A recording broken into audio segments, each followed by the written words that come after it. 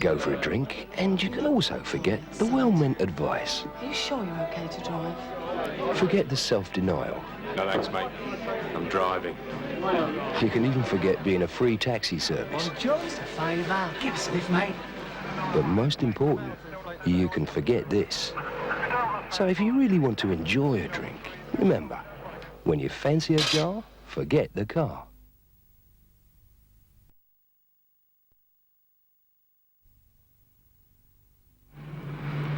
Before you say you'll never get hurt,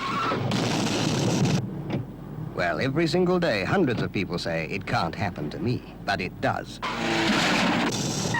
And the difference between an ugly smash-up and just a nasty shake-up could be simply the seatbelt habit. So before any of us say, it can't happen to me, snap into that seatbelt habit. You know it makes sense.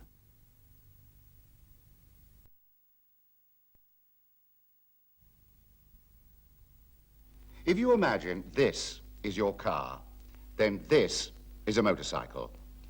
Now, when you drive up to a main road, it's easy to see other cars.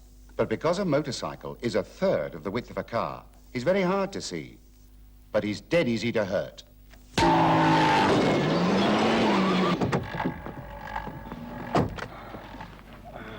Nasty. And that's why, at junctions, I'm asking you to give a second thought for bikes. Stop. Think once for cars, hold it, then think again for bikes.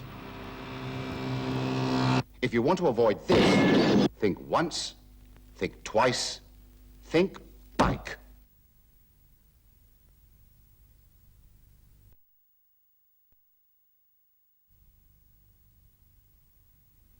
Diamonds are for danger. The diamond sign means a dangerous load.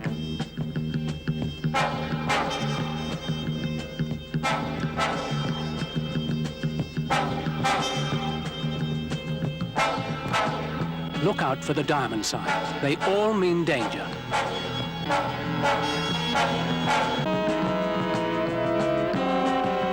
If there's an accident, when you see the diamond sign, keep away. Go to the nearest phone and dial 999.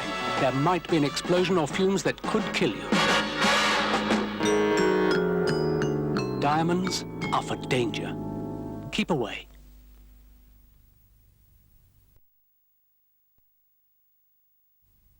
That's Vicky. This is my dad. That's my sister. This is my mum and my nan. She always waits there. She worries when we're not all home. Mum and Dad worry when I am. Mind you don't burn yourself. Dry yourself properly. You'll ruin your eyes. And every Saturday morning when me and Mum go shopping, my nan always tells me to look out for the traffic. Me! It's Mum she should be telling. When she wants to get to the shop opposite, she just takes off. She doesn't bother with the crossing. We've been told at school not to go between parked cars, but to use the crossings. And my Mum says that's quite right when you're young. At home, there's all that sit up and eat up, otherwise you won't grow up to be big and strong and healthy. And outside, where there are cars and lorries and buses wagging past, my Mum should be wearing L-plates crossing the road. Good job she doesn't drive. My dad does, and he's very careful, but he doesn't always practice what he preaches. Me and him had been up in the park Sunday morning. Then he remembered we hadn't bought a car. I started walking to the subway, and he tells me to make us late for our dinner. It's very funny how grown-ups can always be right, even when they're wrong. Now, if anybody had tried that when he'd been driving, he'd have done his nut.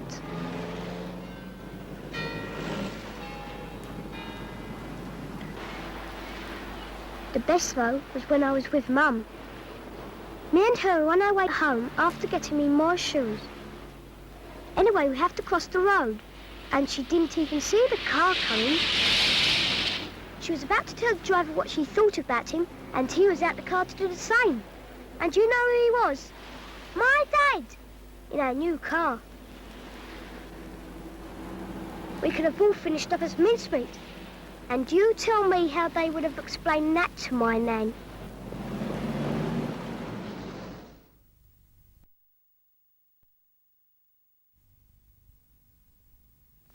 Not so long ago, people with traffic problems usually found a quick answer. But today's drivers need to keep a cooler head. Do you leave enough space when following other vehicles?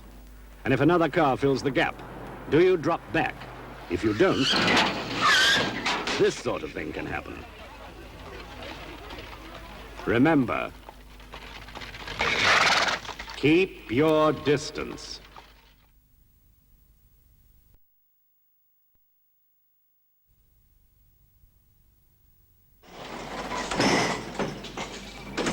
Honestly, love, as if I haven't got enough to do. All these blooming doors to cope with. Like getting to Trip Point Charlie round these corridors. You want to wedge 'em open, Ada. Hang about. I've got one here, haven't I? There you go. Oh, Terry, you are a good boy. That's better. I'll remember you in my will. Ta-ta. Old Ada's cracking on about them fire doors again. They ought to leave 'em open all the time. It's stupid, isn't it? You coming in? If there should be a fire where you work, the quickest way to make it spread is to wedge open a fire door. Fire doors prevent fire spreading, and they're a barrier against suffocating fumes and smoke, giving you enough time to escape to safety. Never wedge open a fire door, never lock them shut. Fire doors can save lives. Yours maybe.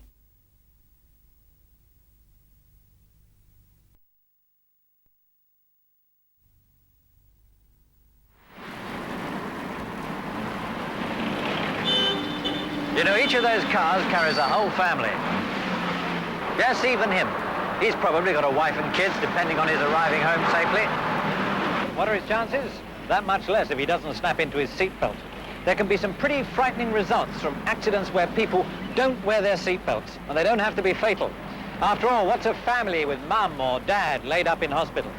I know that if you wear a seatbelt, you reduce your chances of being killed or seriously injured by half. So what I'm getting at is this. If you won't belt up for yourselves, then please do it for them, because your seatbelt is their security. And I'm going to be around for quite a while punching that message across. Right, here's my first problem. The driver who takes all the trouble in the world to put a seatbelt on for a long drive along the motorway, but doesn't bother for just popping round the corner, because it's that popping round the corner drive that's the most dangerous, just when you think it's not worth belting up. Think about this one. Over 60% of all traffic accidents happen in built-up areas. So let's get into that seatbelt habit. And let's make it automatic as closing the car door. After all, you wouldn't drive off without hearing this, would you? The clank of the car door closing. Right, let's add another sound. The click of a seatbelt being fastened. Clunk, click. That makes sound sense, doesn't it? Never clunk without your click. You know, we could become a nation of clunk clickers. Is it all worth it? Well, if it's not for you, surely it is for them. Remember, this seatbelt is their security. See you, clunk clicker.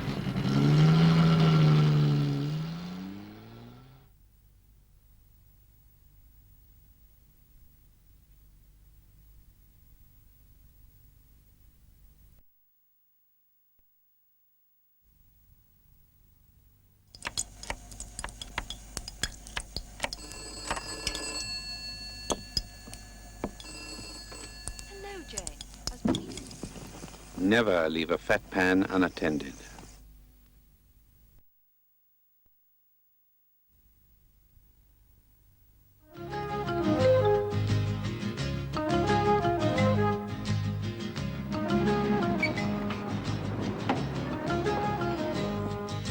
Polish a floor and put a rug on it. You might as well set a man trap. Hurry up, leave them in the warm. All right. I'll put the kettle on.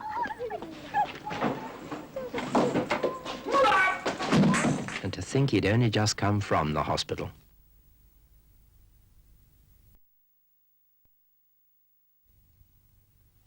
This man was safe.